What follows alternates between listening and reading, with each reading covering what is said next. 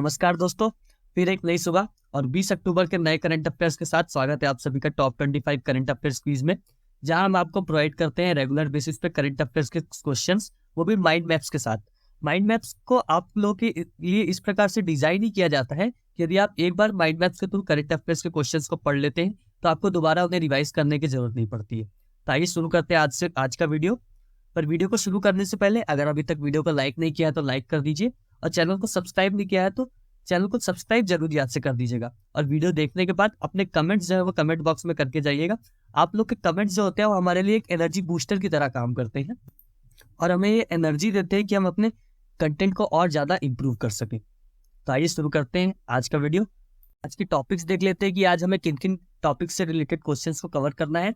तो सबसे पहले हम कवर करेंगे Indian affairs and national news से रिलेटेड क्वेश्चंस, उसके बाद बिजनेस एंड इकोनॉमी से रिलेटेड क्वेश्चंस, ऑब्ituary से related questions, and at last हम देखेंगे मर्जर से रिलेटेड क्वेश्चन। इसके अलावा कोई ऐसा टॉपिक है जो आपके लिए इंपॉर्टेंट है और हम इन 5 दिनों में से किसी भी दिन कवर नहीं कर रहे हैं तो आप कमेंट बॉक्स में कमेंट कर सकते हैं। आप हमें ज्वाइन कर सकते हैं हमारे Instagram page top 25 current affairs quiz में। और आपको अगर इस वीडियो की पीडीएफ चाहिए तो आप हमारा Telegram channel top 25 daily current affairs quiz को भी ज्वाइन कर सकते हैं। तो जैसा कि हमने डेली शेड्यूल में देखा था, सबसे पहले हमें देखना है Indian affairs and national news से related current affairs. Question number first देखते हैं। What is the revised maximum age limit for the President of the Goods and Service Tax Appellate Tribunal as per the 52nd GST Council decision? 52वें GST परिषद के निर्णय के अनुसार माल और सेवा पर अपीलीय न्यायाधिकरण के अध्यक्ष के लिए संशोधित अधिकतम आयु सीमा क्या है? ऑप्शन है 65 ईयर्स, 50 ईयर्स, 67 ईयर्स या 70 ईयर्स। तो 52वें जीएसटी परिषद के निर्णय के अनुसार माल और सेवा पर अपीलीय न्यायाधिकरण के अध्यक्ष के लिए संशोधित अधिकतम आयु सीमा 70 वर्ष है। Option D 70 years is the answer. इस क्वेश्चन से रिलेटेड माइंड मैप देख लेते हैं। Goods and service tax appellate tribunal GSTAT. तो 52nd GST council sets new age limit for GSTAT. तो जो 52nd जीएसटी काउंसिल हाल ही में हुई है उसने GSTAT goods and service tax appellate tribunals के लिए एक नई एज लिमिट सेट की है। प्रेसिडेंट मैक्सिमम एज 70 ईयर, जिसमें सेट किया गया है कि जो प्रेसिडेंट होगा जीएस टैट का उसकी मैक्सिमम एज होगी 70 years, members maximum age 67 years, और जीएस टैट के जो मेंबर्स होंगे उनकी मैक्सिमम एज 67 ईयर्स होगी। Previous limits president 67, member 65। तो 52nd जीएसटी काउंसिल जो हाल ही में हुई है उसके पहले जो प्रेसिडेंट की मैक्सिमम एज हुआ करती थी वो 67 ईयर्स हुआ करती थी और मेंबर्स की मैक्सिमम एज 65 ईयर्स हुआ करती थी, जिसे में प्रेसिडेंट की मैक्सिमम एज 67 से बढ़ाकर 70 कर दी गई है और मेंबर्स की मैक्सिमम एज 65 से बढ़ाकर 67 ईयर्स कर दी गई है। Minimum appointment age now 50 years, और इसी 52nd जीएसटी काउंसिल में जो मिनिमम अपॉइंटमेंट एज है वो 50 ईयर्स सेट कर दी गई है। क्वेश्चन नंबर सेकंड देखते हैं। Air India recently inaugurated a massive warehouse facility in Delhi adjacent to Terminal 3 at Delhi Airport's cargo complex. What is the primary purpose of this warehouse facility? Air India ने हाल ही में दिल्ली हवाई अड्डे के cargo complex में टर्मिनल 3 से सटे दिल्ली में एक विशाल गोदाम सुविधा का उद्घाटन किया। इस वेयरहाउस सुविधा का प्राथमिक उद्देश्य क्या है? ऑप्शन है cold storage for pharmaceuticals, centralised passenger baggage handling, aircraft maintenance engineering spare storage, storing perishable goods for export. तो एयर इंडिया ने हाल ही में दिल्ली हवाई अड्डे के कार्गो कॉम्प्लेक्स में टर्मिनल 3 से सटे दिल्ली में एक विशाल गोदाम सुविधा का उद्घाटन किया है। इस वेयरहाउस सुविधा का प्राथमिक उद्देश्य है कि एयरक्राफ्ट के मेंटेनेंस के लिए जो भी स्पेयर्स लगते हैं उनका स्टोरेज करना। तो option C aircraft maintenance engineering spare storage is the answer. Question number 3 देखते हैं। What initiative is the center activity working on following the success of प्रधानमंत्री जन औषधि केंद्रास? प्रधानमंत्री जन औषधि केंद्रों की सफलता के बाद केंद्र किस पहल पर सक्रिय रूप से काम कर रहा है? ऑप्शन है setting up affordable medical clinics in urban areas, introducing mobile health care units for rural areas, opening wellness centres for farmers, या establishing Pashudhan Aushadhi Kendras for veterinary medicine. तो प्रधानमंत्री जन औषधि केंद्रों की सफलता के बाद केंद्र अब पशुधन औषधि केंद्रों को स्थापित करने पर काम कर रहा है। तो option D establishing Pashudhan Aushadhi Kendras for veterinary medicine is the answer. Next question है question number 4। How many products from Arunachal Pradesh, Tamil Nadu, Jammu Kashmir, Odisha and Goa have been awarded the GI tag? Arunachal Pradesh, Tamil Nadu, Jammu और कश्मीर, ओडिशा और गोवा के कितने उत्पादों को जीआई टैग से सम्मानित किया गया है? ऑप्शन है 5, 6, 7 या 8। तो अरुणाचल प्रदेश, तमिलनाडु, जम्मू और कश्मीर, ओडिशा और गोवा के 8 उत्पादों को जीआई टैग से सम्मानित किया गया है। Option D 8 is the answer. अब इस क्वेश्चन से रिलेटेड माइंड मैप को देख लेते हैं। 8 products from 5 states awarded GI tag. 8 products को 5 स्टेट से जीआई टैग जो है वो मिला है। अरुणाचल प्रदेश से योक छुरपी, खौ टाई, तांगसा टेक्सटाइल प्रोडक्ट, इन 3 प्रोडक्ट्स को जो है वो जीआई टैग मिला है। तमिलनाडु से उडलगुडी पनंग कारुपत्ती, इसको जीआई टैग मिला है। जम्मू कश्मीर से बसौली पश्मीना वुलन प्रोडक्ट, उधमपुर कलाडी। ओडिशा से केंद्रपड़ा रसबली और गोवा से गोवा कैशू को जो है वो जीआई टैग मिला हुआ है। नेक्स्ट क्वेश्चन देखते हैं। क्वेश्चन नंबर 5 है, what is the focus of the autonomous body मेरा युवा भारत? स्वायत्त निकाय मेरा युवा भारत का फोकस क्या है? ऑप्शन है supporting elderly citizen above 60 years, promoting skill development for all age groups, benefiting youth aged 15 to 29 years या empowering adolescent age 10 to 19 years। तो स्वायत्त निकाय मेरा युवा भारत का फोकस जो है वो यूथ को बेनिफिट पहुंचाना है, जो कि 15 से 29 ईयर्स के बीच में आते हैं। Option C benefiting youth aged 15 to 29 years is the answer. Now question number 6, who launched the trailer of the animated series Chris Trace and Balti Boy Bharat है हम? एनिमेटेड सीरीज क्रिस ट्रेस और बाल्टी boy Bharat है हम का trailer किसने launch किया? Option है सत्यजीत राय, तिलक राज शेट्टी, मुंजल श्रॉफ या अनुराग ठाकुर। तो एनिमेटेड सीरीज क्रिस ट्रेस और बाल्टी बॉय भारत है हम का ट्रेलर अनुराग ठाकुर ने लॉन्च किया। Option D Anurag Thakur is the answer. Now question number 7 है, which operation has the Indian government initiated to evacuate its nationals from Israel amidst the ongoing conflicts? तो जारी संघर्ष के बीच भारत सरकार ने इजराइल से अपने नागरिकों को निकालने के लिए कौन सा ऑपरेशन शुरू किया है? ऑप्शन है ऑपरेशन देव शक्ति, ऑपरेशन कावेरी, ऑपरेशन करुणा या ऑपरेशन अजय। तो जारी संघर्ष के बीच भारत सरकार ने इजराइल से अपने नागरिकों को निकालने के लिए ऑपरेशन अजय जो है वो शुरू किया है। Option D operation Ajay is the answer. Question number 8 देखते हैं, where was India's first solar roof cycling track healthway inaugurated to promote eco friendly and active mobility?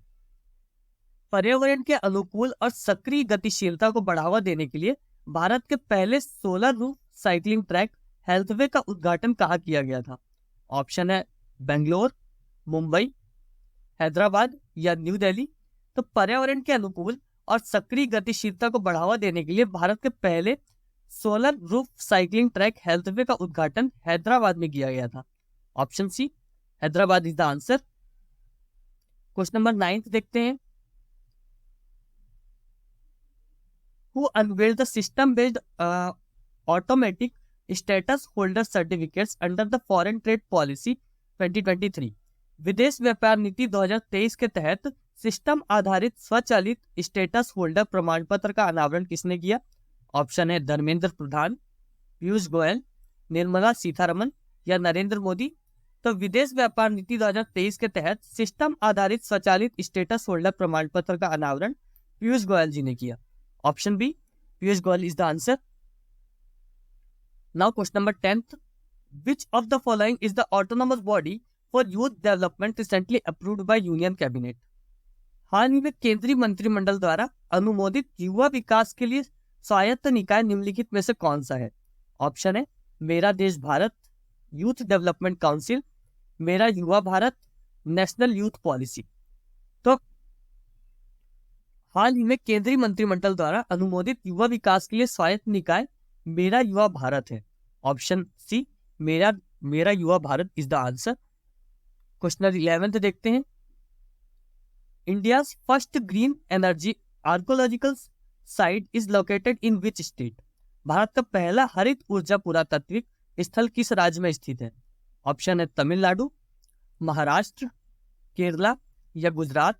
तो भारत का पहला हरित ऊर्जा पुरातात्विक स्थल जो है वो तमिलनाडु में स्थित है। Option A Tamil Nadu is the answer. इस क्वेश्चन से रिलेटेड माइंड मैप देख लेते हैं। India first green energy archaeological site, India first green energy archaeological site is located in Tamil Nadu. तो जैसा कि हमने अभी क्वेश्चन में देखा कि इंडिया की जो पहली ग्रीन आर्कोलॉजिकल साइट है वो तमिलनाडु में है। This site is coastal temple situated in Mahabalipuram. ये जो साइट है वो एक कोस्टल टेम्पल है। कोस्टल टेम्पल मीन्स एक सिंपल टेम्पल जिसमें कोई भी कर्व वॉल नहीं होती है और उसके सेंट्रिक में या तो जिसके सेंटर में एक क्यूबिकल स्ट्रक्चर होता है, वो कोस्टल टेम्पल होते हैं। वो एक कोस्टल टेम्पल है जो कि महाबलीपुरम में है, तमिलनाडु के महाबलीपुरम में लोकेटेड है। It's part of the green heritage project. और ये जो है वो एक ग्रीन हेरिटेज प्रोजेक्ट का पार्ट है। ग्रीन हेरिटेज प्रोजेक्ट हाल ही में गवर्नमेंट द्वारा लॉन्च किया गया है, जो लोकल कम्युनिटी के लोग हैं उन्हें न्यू जॉब अपॉर्चुनिटी प्रोवाइड करने के लिए, न्यू जॉब अपॉर्चुनिटीज प्रोवाइड करके उन्हें एम्पावर करने के लिए। सॉरी। नेक्स्ट क्वेश्चन है question number 12। Which country will host the 141st International Olympic Committee meeting? 141वीं अंतरराष्ट्रीय ओलंपिक समिति की बैठक की मेजबानी कौन सा देश करेगा? ऑप्शन है ऑस्ट्रेलिया, कनाडा, जापान या इंडिया। तो 141वीं अंतरराष्ट्रीय ओलंपिक समिति की बैठक इंडिया करेगा। Option D, India is the answer. Next है क्वेश्चन नंबर 13। सॉरी, इस क्वेश्चन से रिलेटेड माइंड मैप देख लेते हैं पहले। 141st International Olympic committee IOC, 141st International Olympic Committee meeting location Mumbai. तो जो इंडिया जिसकी मेजबानी करेगा 141वीं इंटरनेशनल ओलंपिक कमेटी मीटिंग की, वो मुंबई में आयोजित की गई थी। सॉरी। Date October 15 to 17, 2023। और ये जो IOC है वो 15 से 17 अक्टूबर तक चली थी। Nita Ambani first Indian women as IOC member. Nita Ambani वो पहली भारतीय महिला है जो कि इंटरनेशनल ओलंपिक कमेटी की मेंबर बनी हुई है। Previous IOC meeting 86th edition in New Delhi 1983। इससे पहले जो इंटरनेशनल ओलंपिक कमेटी की मीटिंग भारत में हुई थी वो 1983 में हुई थी और वो 86th मीटिंग थी जो कि न्यू दिल्ली में ऑर्गेनाइज की गई थी। नेक्स्ट क्वेश्चन देखते हैं। क्वेश्चन नंबर 13 है what is the expanded form of my Bharat which was recently granted approved by the central government? मेरा भारत का विस्तारित रूप क्या है जिसे हाल ही में केंद्र सरकार द्वारा मंजूरी दी गई है?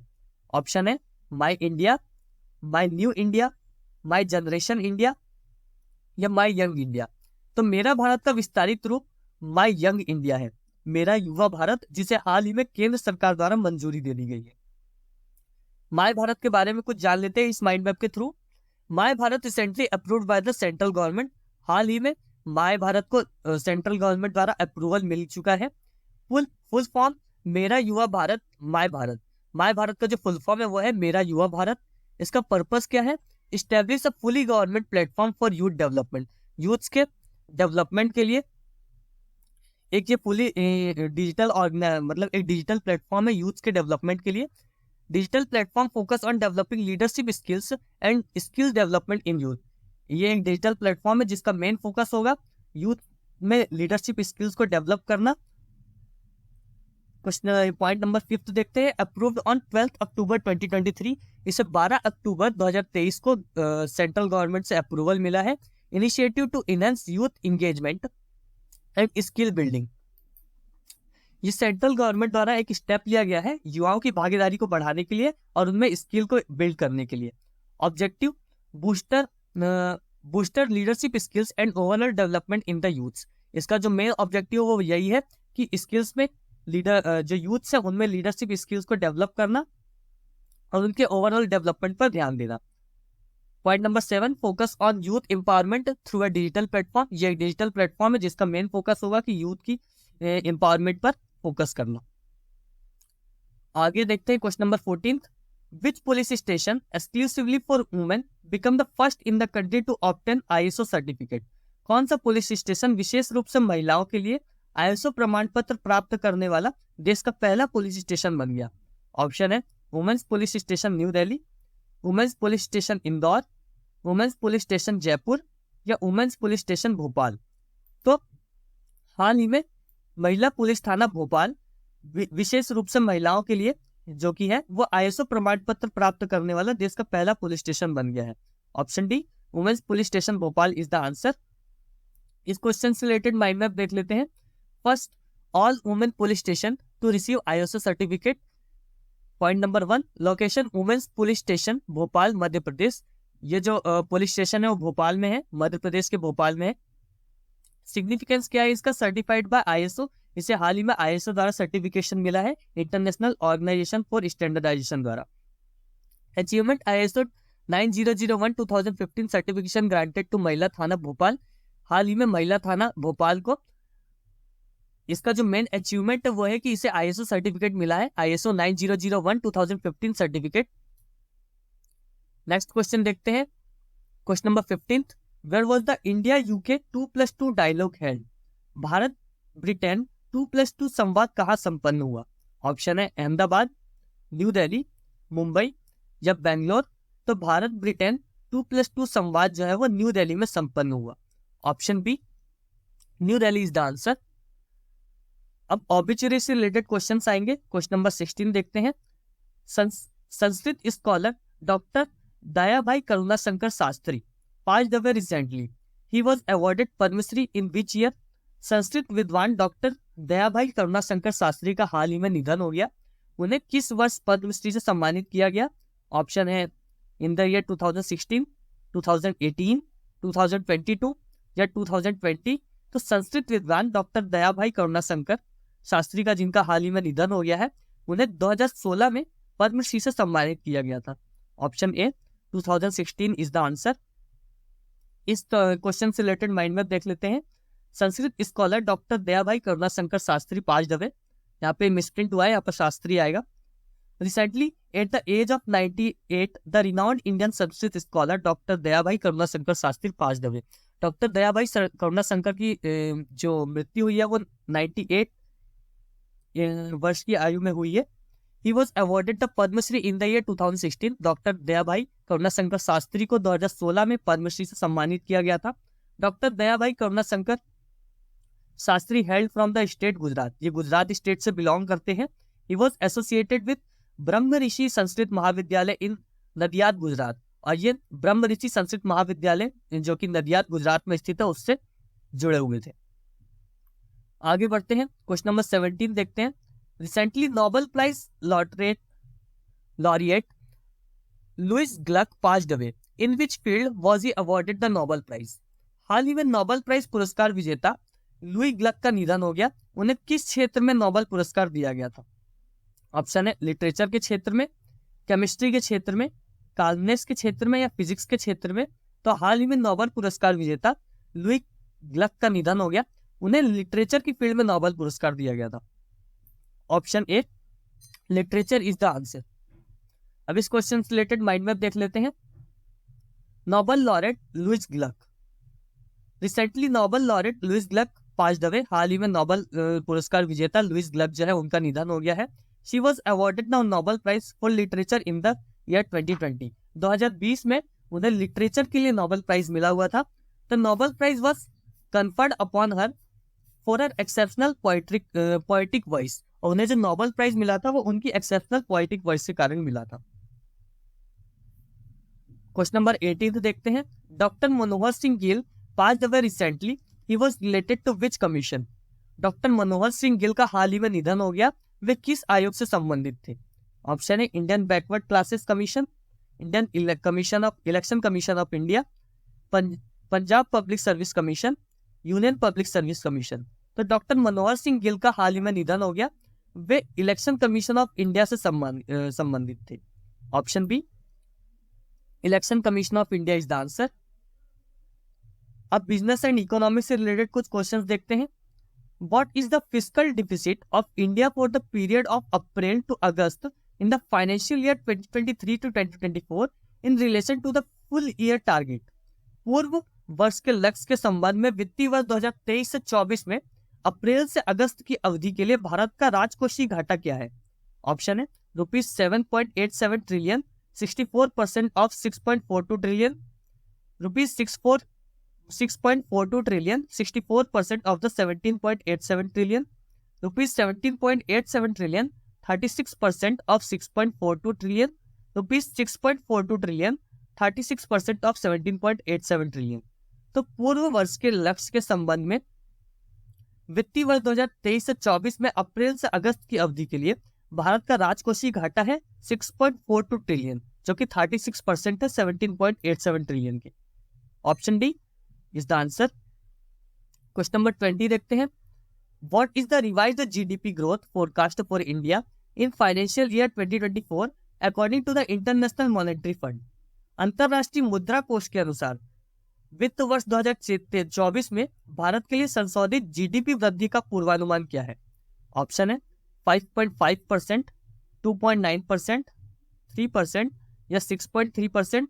तो अंतरराष्ट्रीय मुद्रा कोष के अनुसार फाइनेंशियल ईयर 2024 में भारत के लिए संशोधित जीडीपी वृद्धि का पूर्वानुमान 6.3% है। Option D 6.3% is the answer. Now question number 21। What is the percentage growth in India's net direct tax collection for the period up to October 9, 2023? 9 अक्टूबर 2023 तक की अवधि के लिए भारत के शुद्ध प्रत्यक्ष कर संग्रह में प्रतिशत की वृद्धि कितनी है? ऑप्शन है 21.8%, 20.3%, 9.2% या 18.5%। तो 9 अक्टूबर 2023 तक की अवधि के लिए भारत के लिए शुद्ध प्रत्यक्ष कर संग्रह में प्रतिशत की वृद्धि जो है वो 21.8% है। Option A 21.8% is the answer. Question number 22। What is the IMF's economic growth forecast for Pakistan in 2023? 2023 में पाकिस्तान के लिए IMF की आर्थिक वृद्धि का पूर्वानुमान क्या है? ऑप्शन है 2.3%, 2.4%, 2.5% या 2.6%। तो 2023 में पाकिस्तान के लिए IMF की आर्थिक वृद्धि का पूर्वानुमान 2.5% है। Option C 2.5% is the answer. Question number 23 है। What percent of Bharti AXA life insurance did Bharti group acquire from AXA? Bharti समूह ने AXA से भारती AXA लाइफ इंश्योरेंस का कितना प्रतिशत अधिग्रहण किया? ऑप्शन है 74%, 26%, 49% या 51%। तो भारतीय समूह ने AXA से भारतीय AXA लाइफ इंश्योरेंस का 49% जो है वो ग्रहण किया है। Option C 49% is the answer. Now question number 24। Which company has been listed in the Forbes world's best employers 2023 list, securing the 261st rank among the world top 700 companies? Forbes की world's best employers 2023 सूची में किस भारतीय company को सूचीबद्ध किया गया है जिसने दुनिया की शीर्ष 70 कंपनियों में एक 261वीं रैंक हासिल की है? ऑप्शन है Reliance industries, Infosys, NTPC limited या टाटा मोटर्स। तो फॉर्ब्स की वर्ल्ड बेस्ट एम्प्लॉयर्स 2023 सूची में NTPC limited, national Thermal Power Corporation limited company ने सूचीबद्ध किया है जिसे दुनिया की शीर्ष 700 कंपनियों में से 261वीं रैंक हासिल की है। Option C National Thermal Power Corporation Limited is the answer. Last question है question number 25। What was India's retail inflation rate in September 2023? सितंबर 2023 में भारत की खुदरा मुद्रास्फीति दर क्या है? ऑप्शन है 5.02%, 3.5%, 4.8% या 6.2%। तो सितंबर 2023 में भारत की खुदरा मुद्रास्फीति दर जो है वो 5.02% है। Option A 5.02% is the answer. तो ये थे आज के टॉपिक से रिलेटेड जो भी इंपॉर्टेंट करंट अफेयर्स क्वेश्चंस हो सकते थे वो सभी। तो अगर आपको वीडियो अच्छा लगा हो तो लाइक कीजिए, सब्सक्राइब कीजिए, शेयर कीजिए अपने फ्रेंड्स के साथ। मिलते हैं अगली वीडियो में टॉप 25 करंट अफेयर्स क्वेश्चंस के साथ।